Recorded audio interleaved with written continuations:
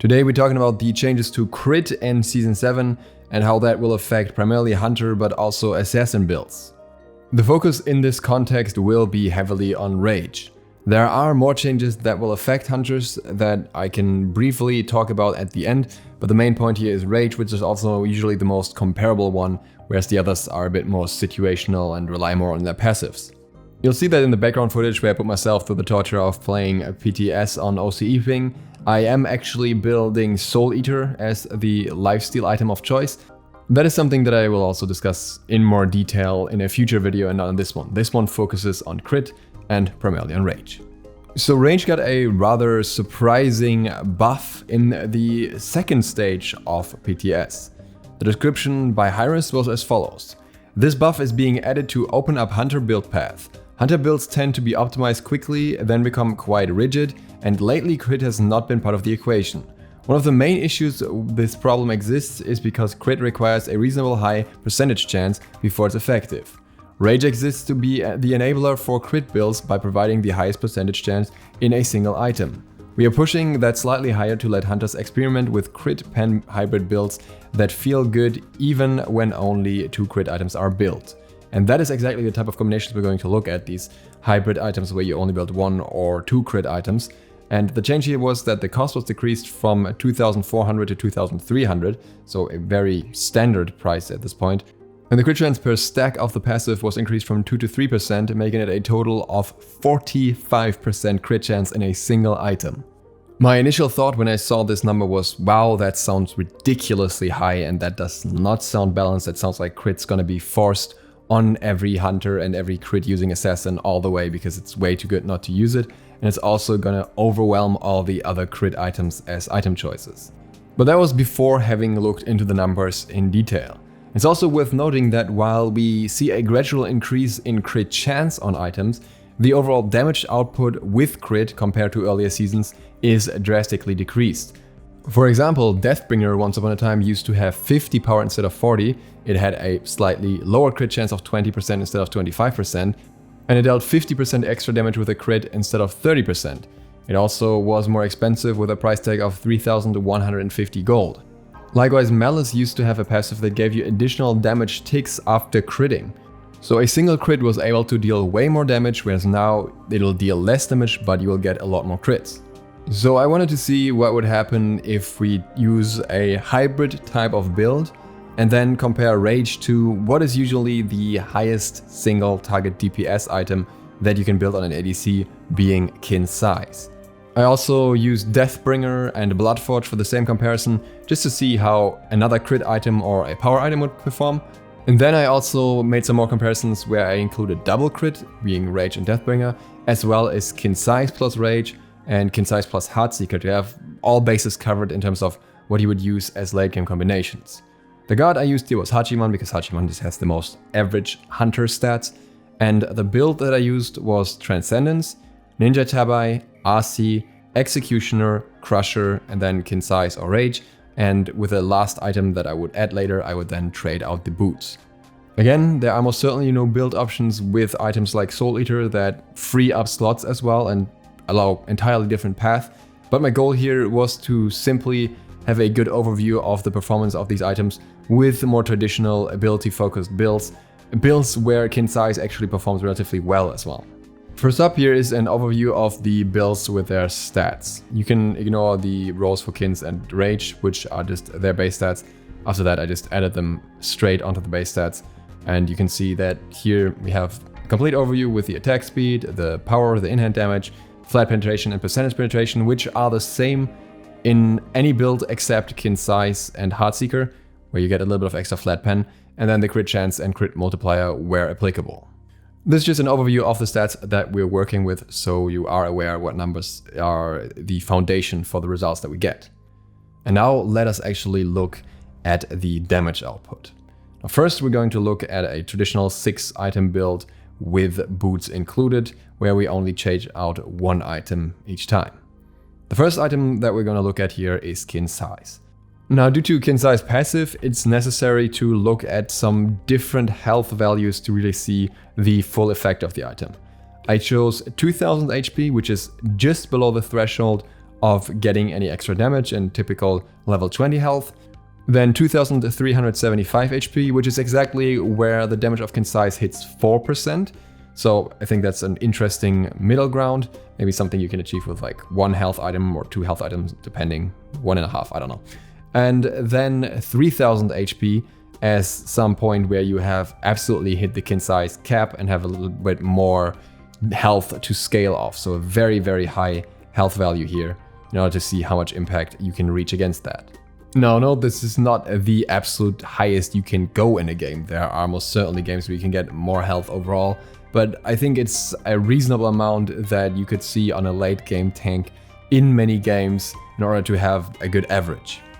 The damage output with Qins here is first of all the normal DPS of the build itself, which is in 2000 HP's case 781, then Qins DPS of 145, and then the total DPS combined out of the two being 925. We can add some protections to the enemy to see how this would perform in a realistic scenario, and against a target with 70 protections we end up with 811 damage, against a target with 200 protections we end up with 472 damage.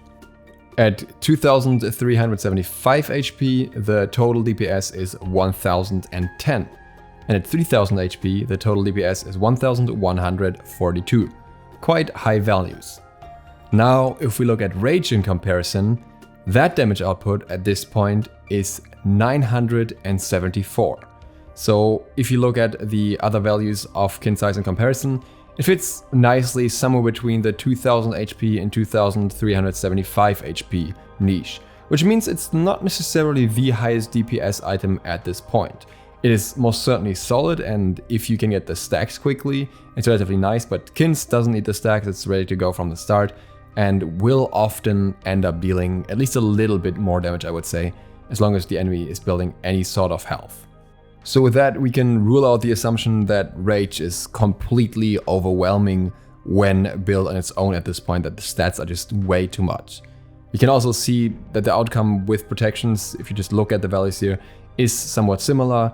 Rage still ends up somewhere between the first and the second damage output because they both have the exact same penetration values attached to them, so it really is not much of a surprise there.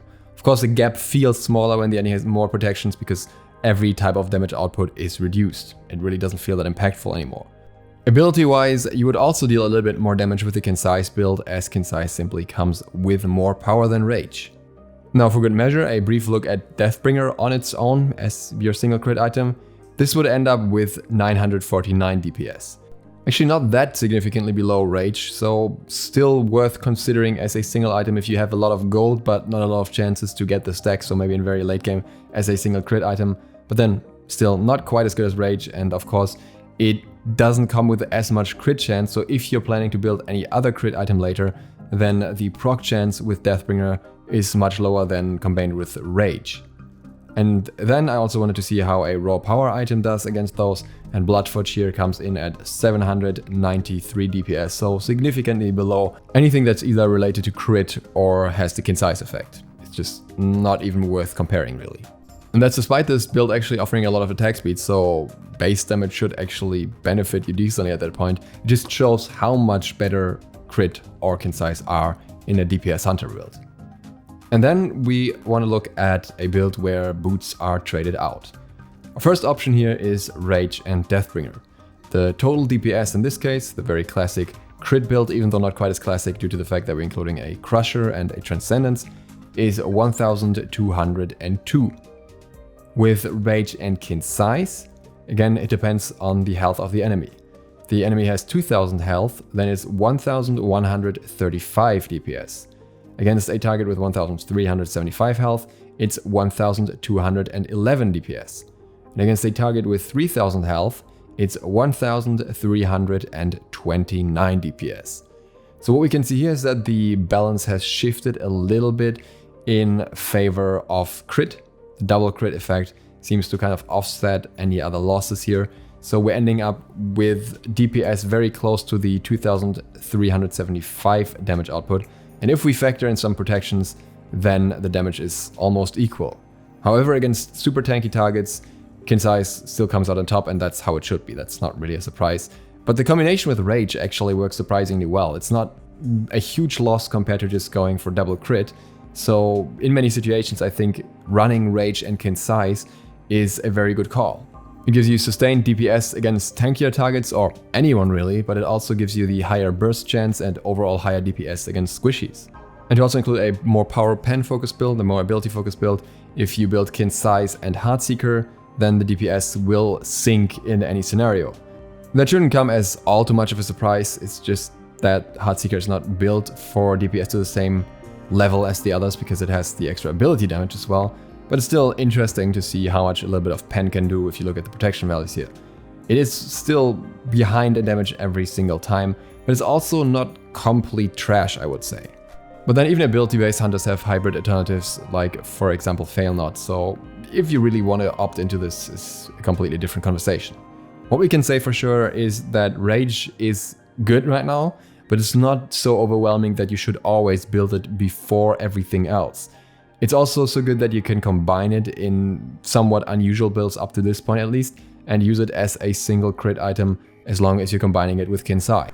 What I want to conclude from this a little bit is a fair bit of a problem that we might see with this development. Because among the other item changes, there's also a buff to Poison Star, increasing the physical power from 20 to 30, and it's still a relatively cheap accessible item as well. Wind Demon being buffed with its attack speed increased from 10 to 15%, maybe not quite as impactful overall, but depends on the situation as well. And Malice now providing 10% cooldown reduction, making it a more interesting option for many hunters and assassins as well. Height of the Nemean Lion had its protections increased by 5, but its damage reflection decreased by 10%, meaning that took a massive nerf as well. And what I noticed in a PTS game is that I really did not have any good options as a support to counter out a crit building enemy.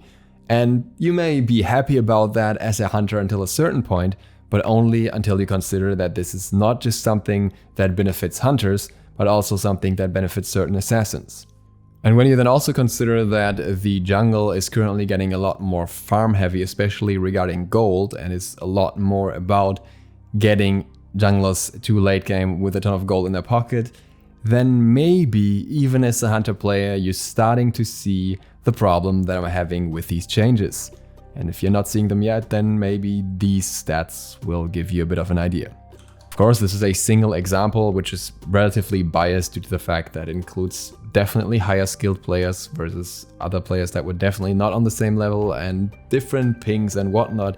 It's not the perfect example, but it should still give you a relatively good idea of what kind of development we are talking about here.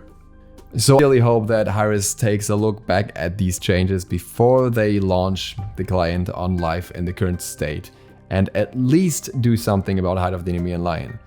I might do a separate video on Height of the Nemean Lion and Spectral Armor specifically, because honestly it seems like both of these items are not really worth picking up at the moment in my eyes, and I want to dissect it a little more and analyze if that's actually the case. So if you like the video, feel free to click the sub button and the bell so that you get notified. And other than that, thank you guys so much for watching. I hope to see you all for the next one tomorrow. DukeSloth out.